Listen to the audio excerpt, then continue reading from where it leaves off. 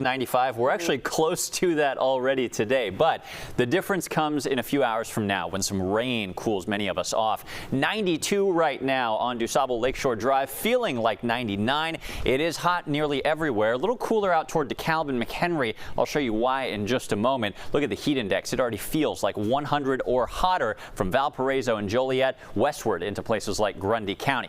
Here's why things are starting to change, though. The big heat dome, still in control of the eastern half of the U.S., has shied away a little bit, and that's allowing a stationary front responsible for up to 7 inches of rain overnight in northern Missouri and southern Iowa to move our way. That front is why we're starting to cool off in places like McHenry, and it could lead to a few strong storms over the next 3 days here. Not worried about tornadoes, but a few storms may contain wind damage, and actually localized flooding looks like our main concern.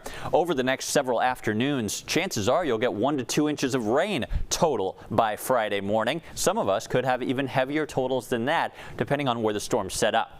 Here's where we expect them to set up later today. Right now it's dry, but we've got that boundary to the northwest and a lake breeze quietly pushing into Chicago. As we get toward 2 o'clock, 3 o'clock, an isolated storm could develop, but watch what happens a bit later. A more organized complex may form in our western counties by 4, moving toward Chicago during the evening rush hour. Heavy rain, lightning, even wind gusts over 50 miles per hour are expected with some of these storms, and it looks like a bit of a stormy evening from that point onward. Once we lose the sun later this evening and daytime heating goes away, the storms will fade, and that'll kind of be the trend for most of the rest of the week.